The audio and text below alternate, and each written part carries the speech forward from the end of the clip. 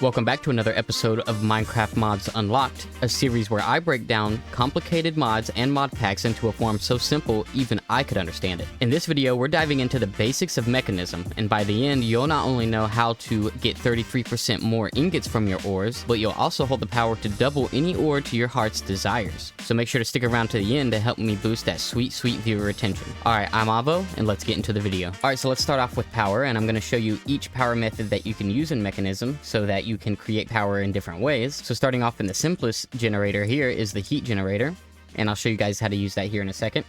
And the second simplest, or the second better one, I guess, is the solar generator. The advanced solar generator, obviously those two are great for when it's daylight. The wind generator, this one is great for when it's high up. You got the gas burning generator, which I'll go over at the end of the video as well. And then you have the bio generator, which I do not go over in this video, but I will go over in a future video because I'm making this a little mini series on my channel. Now let's move over to the basic items that you're going to need. First of all, you're going to need the configurator, and this is basically just Mekanism's wrench, and it works on all Mekanism blocks. Then you're going to need iron dust and steel dust, and to make this, I have a little chart over here right beside like and subscribe, and all you need is a copper ore hammer and some iron, and that will turn it into iron dust. And then once you have iron dust, you can actually add 4 coal and then the ore hammer again, and that'll create steel dust, which you can then go and smelt into steel ingots. Alright, so now let's go over the basic materials for the rest of the mod. And some of the basic materials includes the infused alloy and the basic control circuit, and you're going to need those to create some of the machines over there. And then it upgrades to the reinforced alloy and the atomic alloy, which are harder to get. And then for the control circuits, it goes advanced, elite, and then ultimate. Next up, let's talk about how to store power. And this is the basic energy cube, and it goes all the way up to ultimate right here. So you got advanced, elite, and then ultimate. And the farther you go up, the more energy it can store. This is going to be your primary way to store power in Mekanism. Next up, to store a lot of a single item is going to be the basic bins. Now, these bins are basically just like... these bins are basically just like the drawers from functional storage here. And they act exactly the same, so you could put, stuff inside there, and then you can put stuff inside, as you saw the one that I broke as well. Now let's go over what each pipe does, and each pipe has a basic, a advanced, an elite, and ultimate version of the pipe. So for the logistical transporter pipe, it transfers items. For the thermodynamic conductor, it transfers heat. For the pressurized tube, it transfers gases. For the mechanical pipes, that transfers fluids. And for the universal cable, that obviously transfers power, which is what I'm going to be using in conjunction with the energy cubes over there to power all my systems. So I will say that I'm going to be using a creative energy cube to power all my systems, just like I did in my refined storage video, link in the description below. So let's get over to the heat generator here, and basically what this does is it generates electricity using lava. Wow! So right here you can see I have a heat generator, and I can replace each of these glass blocks here with lava, and then the more lava you have surrounding the heat generator, the more electricity it's going to produce. Now this is going to be great early term if you have lava, near you or underneath your base or something. You can just set these up somewhere a little bit away from wood, and then using this port right here, you can set your universal cables up to whatever you want to power. It doesn't produce a lot of power, but it's going to produce enough for your first few machines, and you can always just make more as well. Now inside, you can also add coal. So if I were to grab some coal right here, as you can see, it would go in there, and if this wasn't full, then it would go in there and use that as fuel as well. Now next, I wanted to go talk about each type of the machine, and some of these machines are not going to be used in this tutorial, and so it's basically only going to be the metallurgic infuser, the compressor, the energized smelter, the enrichment chamber, and the electrolytic separator, and the purification chamber are going to be in this video. And the crusher is going to be in this video as well. The pressurized reaction chamber is not going to be in this video. Alright, so let's talk about the metallurgic infuser. I'm going to tell you the names and then a brief description, or you can look at the description here. And basically what it does is it takes 2 items, one here, and then it creates a third there. It infuses items and makes core components, just like the infused alloy over there. The compressor basically just makes 2 items. You put osmium here, and then you put either obsidian or glowstone here.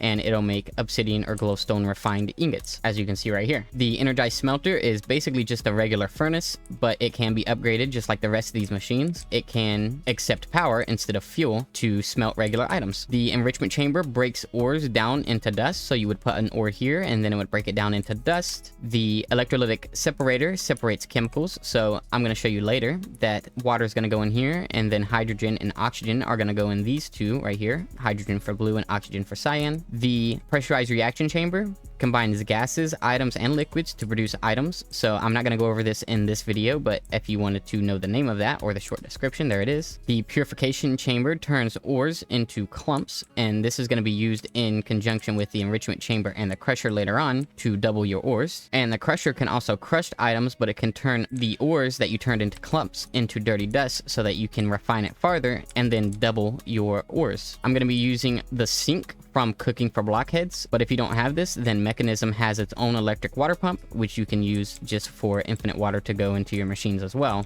The machine that we're going to be using it for right now is going to be the electrolytic separator. Right here I have the little like and subscribe bot, and this is just a little guy I put here to remind you guys to like and subscribe. Super easy to make, and he's just being charged by a creative energy cube and an ultimate universal cable. Super cool, and you can also craft with this guy. You can have a little inventory with him. You can have him smelt stuff, or you can use him as an anvil as well. And he can follow you around, as you can see right here, following true, following false. He can pick up items and stuff like that too. So he's a pretty cool little robot if you guys want to have him on an adventure. And if he gets hurt, then he will go back to his charged pad right here, and he will heal himself. Now, I already showed you guys how to get the iron and steel dust, and I already showed you how to smelt it, so we'll just go ahead and skip that. And then we'll move over to the infused alloy, which is the most basic material over there other than the steel and iron dust. And how you create infused alloy: you use a metallurgic infuser, and I'm going to make a term up right now I don't think is used in the mod, but this bar right here I'm going to refer as the fuel for the metallurgic infuser. Technically, the fuel would be the energy that it's getting from the back, and that bird is really loud, by the way. But the fuel is going to be referring to this bar right here. And so to get infused alloy, basically all you need is some redstone dust and some iron. You take the redstone dust and you place it inside here, and as you see, the fuel fills up. It uses all of the redstone. Each redstone is 10 millibuckets. And then you would take the iron and put it in the red one here, and then that comes out over here. As you can see right here, it'll finish up infused alloy, and then it comes out over here. You don't need any pipes or anything going from one block to another. All you need to do is come up to the side config here, come down to where it says output. Obviously the chest is on the right side of the metallurgic infuser, so you'd come to the right side right here, and then you would just put that as the output. As you can see, the output is blue, so then the right should be a blue cube as well. The input is red, so all of these would be input. And then this would be called the extra. And as you can see here, I can select extra as well, and then items will go into this slot if I had it automated, which I do right here. So I have it automated from the back and from the top here, and it's coming from this chest over to the metallurgic infuser. And as you can see, I have iron and redstone in there. And how this works is, let me just get one of these blocks. And when you first place the logistical transporter, it's not going to actually pull from the chest. You're gonna need to use the configurator and shift, make sure it's on the right setting here. So take it down to items. You're gonna need to shift right click for it to press pull, and as you can see, it's now going through the pipe and into the metallurgic infuser. Now from here, as you can see, it's filling up the redstone and it's filling up the iron at the same time. Let's just wait right here, and as you can see, it fills both of them up, and then that puts out the infused alloy there. And again, to do this, all you need to do to automatically fill the redstone is have the back or the top, whichever one you want the redstone to come through, to be the extra, and then to have the red one be the input. So extra is yellow, input is red, output is blue, and then you're set to go for it to automatically create stuff. Now let's talk about how to make basic control circuits, and I have the same setup as you can see right here as that one right there, and I got the electricity coming out through the bottom there. So to make basic control circuits, all you need is some osmium ingots and some redstone dust. Redstone is again the fuel, osmium is the input, and then it outputs basic control circuits. Now to make reinforced alloys, it's a little bit different. you're going to actually need diamond dust and already the infused alloy. So the infused alloys you make over here, you're going to use in this recipe here. And so the diamond dust here is going to be the fuel. Again, 1 diamond dust is 10 millibuckets of fuel. And then when you put the infused alloy here, it'll actually turn it to reinforced alloy, which then comes out on this side here. For the atomic alloy, again, it's the same. It uses reinforced alloy, but in this time it uses obsidian, refined obsidian dust, as a fuel instead of redstone and diamond. You got refined glowstone, and this is pretty much the same thing. You got glowstone here and osmium here. But now it uses the osmium compressor, and this is basically the only thing that this osmium compressor does is make these 2 items, the refined glowstone and the refined obsidian. And so all you need is the osmium here, which turns it into millibuckets of fuel, and then again this is fuel, and then it'll use glowstone dust and turn it into refined glowstone ingots. So coming over to the refined obsidian, this uses refined obsidian dust and osmium ingots, and as you can see, the osmium goes here, the refined obsidian dust goes there, and the refined obsidian ingots come out there. And I realized I didn't set up a part of this video to show you guys how to make just regular obsidian dust, so I'll go ahead and do that now. So basically how you do this is I'm just going to power this machine here, and we're going to add another metallurgic infuser, and we're going to add a enrichment chamber as well. And so now all you have to do is take obsidian, place it into the enrichment chamber, and that's going to make obsidian dust. As you see, 1 obsidian block makes 4 obsidian dust. We're going to take that out, put it in a metallurgic infuser. Then the obsidian dust goes here, and diamond dust goes here as the fuel. And then that will make refined obsidian dust, which is what you're going to need right here to make the refined obsidian ingots. So sorry I forgot that when I first was setting this up, but I hope I explained it good enough here in this portion. Okay, so to get 33% more out of your ingots, and it formerly was double the amount of ingots, but because we have raw iron instead of iron blocks we're using now, they lowered the amount. All you need is an enrichment chamber. There's nothing behind, it's just, you know, stone and dirt. So all you need is an enrichment chamber and some power, and your iron is going to go in the top here. Obviously it's red, there's only 1 input, and then the output is blue, and it's going to use 3 iron to make 4 iron dust, which can then be smelted in, you know, the electric smelter or the or just a furnace or whatever you want to use to smelt it. Now let's look at an example to automate your ores. So right here I have raw iron, then I have the enrichment chamber, which is making the iron dust, and then obviously I have a logistical transporter pulling from the chest and pushing into the energized smelter, and what that is doing is smelting the dust into ingots. So as you see, I have a lot of ingots right there. Next up, let's talk about how to make atomic alloy, and this is basically the same. We're just using the same knowledge from over there, but we're connecting them all. So this one has iron and redstone, and back there, as you can see, there's a second pipe for the redstone. And right here, the redstone comes in, the iron comes in, and then it takes the infused alloy from here, pushes it through this pipe, pushes it over to this metallurgic infuser. As you can see, we have diamond as the fuel in here, and the infused alloy here, which then makes the reinforced alloy, which I have some in my inventory right here. And then the reinforced alloy comes here with refined obsidian dust as the fuel, and then it makes atomic alloys, which are then placed into this side right there. Now, a good thing to remember is if it's not outputting, as you can see, this is not outputting, even though this is set to output on the right side where the chest is right here. You have to select auto eject, and as soon as I select that, watch this right here. It disappears. So as you can see, now they're all inside there, and we are set to go. Next up, we're going to enrich our diamonds, and the reason we want to do this is because enriched diamonds actually are 8 times more efficient than diamond dust. So if I were to remove this block right here, and remove this out of here, and dump this, as you can see, when I place a single enriched diamond inside of here, it does 80 millibuckets. But if I were to dump it again and place a single diamond dust inside of here, it does 10 millibuckets. The enriched diamond is going to be more efficient in the long term. Alright, and so to make the enriched diamonds, what you need is an enrichment chamber, and you need diamonds to just come into this top slot right here, and then that is going to make enriched diamonds as long as you have electricity coming from one of the other sides. Next up, let's make enriched obsidian. It's a little more complicated, but really you just need 2 enrichment chambers and then 1 metallurgic infuser. You need a bunch of obsidian, 1 enrichment chamber to make obsidian dust, 1 metallurgic infuser with diamond as the fuel and obsidian as the input. That outputs refined obsidian dust, which can then be made into enriched obsidian using a second enrichment chamber. Let's talk about enriched coal. It's actually called enriched carbon, but it's actually going to be used here. And again, it's 8 times more efficient than regular coal when it comes to enriched carbon. And how to do this, again, is just carbon in an enrichment chamber. And as you can see, it goes into the top slot. It comes out on the side here, and you got enriched carbon. And next, let's talk about enriched iron, which is where you're going to be using your enriched carbon, if you want to be more efficient, that is. So obviously, I had some iron in here, but I let this machine run for too long. So let's go ahead and just slap some in there. And as you can see, it pulls it down to here.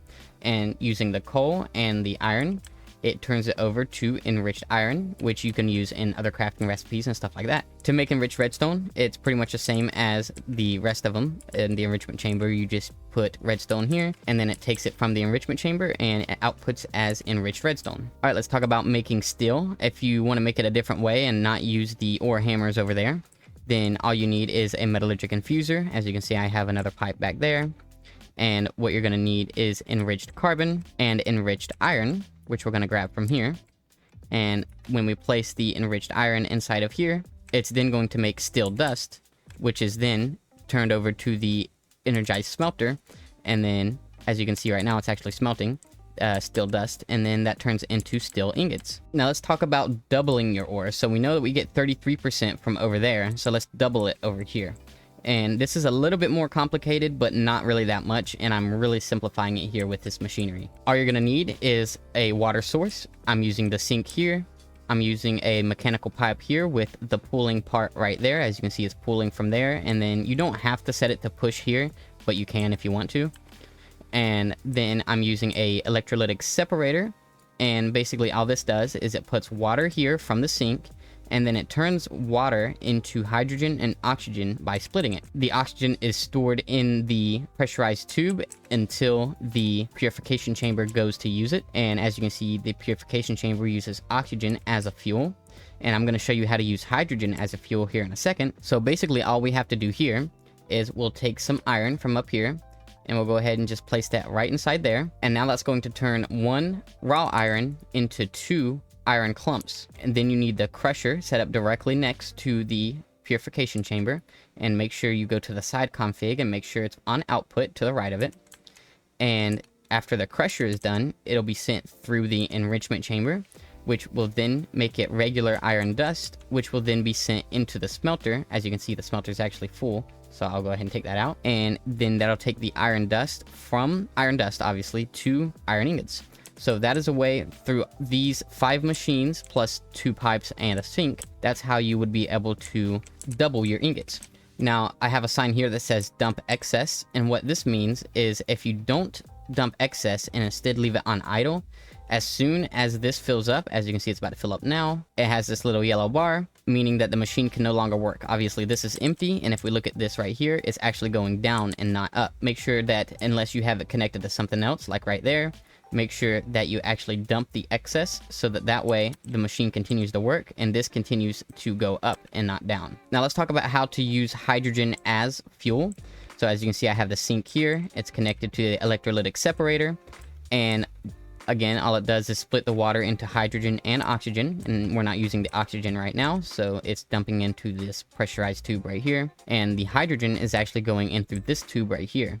Now, what we want to make sure is when we are configuring this, we go to the gas section, and we set, obviously, the hydrogen right here is the blue square, and the oxygen is the cyan square. So the oxygen should be output from the right, because that's where we want our oxygen to go, into this pipe right here. And the hydrogen should be output from the top, because that's where our hydrogen tank is, and that's where our gas burning generator is. So once we have those set up correctly, we can then put our gas burning generator down, and that will use hydrogen to create electricity, which would go back down into your system if I wasn't using a creative energy cube. and you can use the basic chemical tanks or any of the chemical tanks to actually store your hydrogen to use for later as well, if you wanted to keep your power going easier, and you don't have to use, you know, wind turbines as much or solar generators as much because you have chemicals to use instead. All right, that's going to do it for this video. Make sure to like, subscribe, and comment, and do all the other things so that I can stop being poor, hopefully sometime this century. And thank you guys for watching. I'm Avo, and peace.